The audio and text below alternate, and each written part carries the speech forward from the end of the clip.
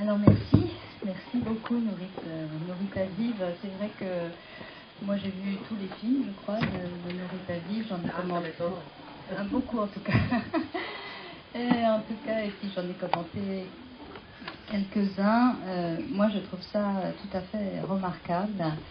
Ce que je trouve vraiment très intéressant, en plus de voir un certain nombre de ces films, c'est de saisir un espèce de fil comme ça, de fil conducteur. Il y a quelque chose qui me frappe, c'est la notion d'ouverture. Hein. C'est-à-dire que dans ce film-là, sur la traduction, on voit bien à quel point les poètes indiquent à quel point passer d'une langue à l'autre, ça leur permet en même temps de s'ouvrir à une autre langue et de leur permettre eux-mêmes de continuer à écrire. C'est un point que je trouve très intéressant. Et puis bon, on va discuter de beaucoup de choses, mais j'étais très frappée par ce poète catalan qui vient d'une culture catholique, très catholique, et qui, dans cette passion qu'il commence à avoir pour ce poète israélien, cette manière pour lui de découvrir sa propre laïcité à travers la laïcité ou l'écriture en tout cas d'un autre poète, d'une autre langue.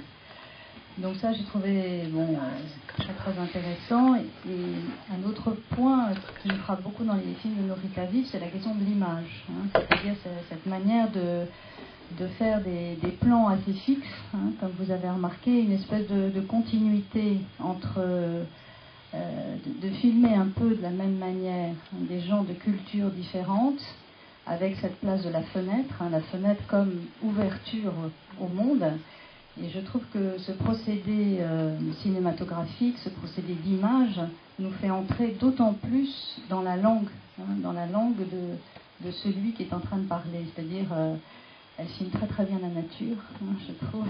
Il y a ces plans comme ça en visionnant plusieurs fois le film, je me disais, elle filme très bien le vent dans les arbres.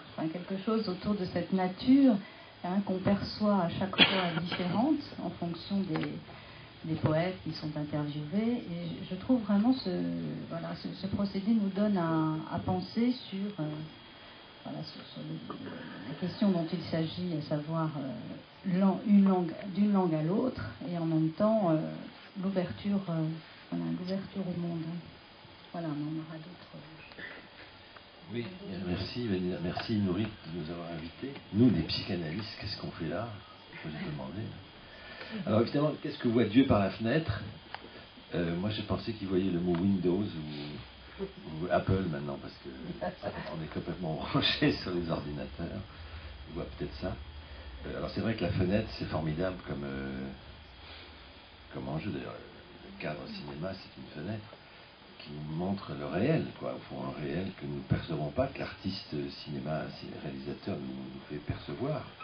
De Brest, de ce bleu là, et auparavant je pense que c'est la mer Rouge qu'on voit dans le bleu, l'image du générique. C'est encore Brest aussi, on part de Brest. Moi je me suis dit, tiens, c'est peut-être une montagne qui ressemble aux montagnes de la Jordanie qu'on voit. En fait, c'est l'île de Pharos. Ah voilà, c'est ça, l'île de Pharos. Mais c'est quand même Brest. Alors c'est quand même Brest. Alors de Brest, oui, ça, oui. Alors, effectivement, là, moi, ce que je me suis dit, c'est pourquoi Nourit nous fait-elle, Nourit Aviv, en tant que cinéaste, nous fait-elle venir comme psychanalyste? Et il n'y a pas que nous, puisqu'il y a d'autres jours où il y a des débats avec des psychanalystes et d'autres personnes. Alors, c'est vrai qu'il y a... quelle est la relation que Nourit a à l'hébreu? Elle est israélienne, elle parle l'hébreu. Et quelle est sa relation qu'elle nous transmet, quel est son transfert sur cette langue? Je crois que le mot transfert, j'ai envie de l'employer. Le transfert qu'elle fait sur cette langue, c'est-à-dire l'amour qu'elle lui porte, et en même temps des questions qu'elle lui pose, et comment elle s'y loge, comment elle y demeure, comment elle en sort, et comment cette langue hébraïque, qui était quand même silenciée et mutifiée depuis tellement de temps, cette langue se met à remuer, à bruisser, et à circuler. Son bruit, le bruit hébreu, circule dans le monde, dans les autres langues du monde.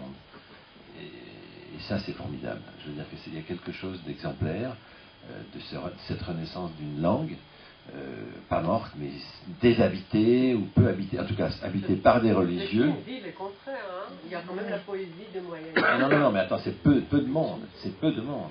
Et là, il y a quelque chose qui fait que ça se transmet.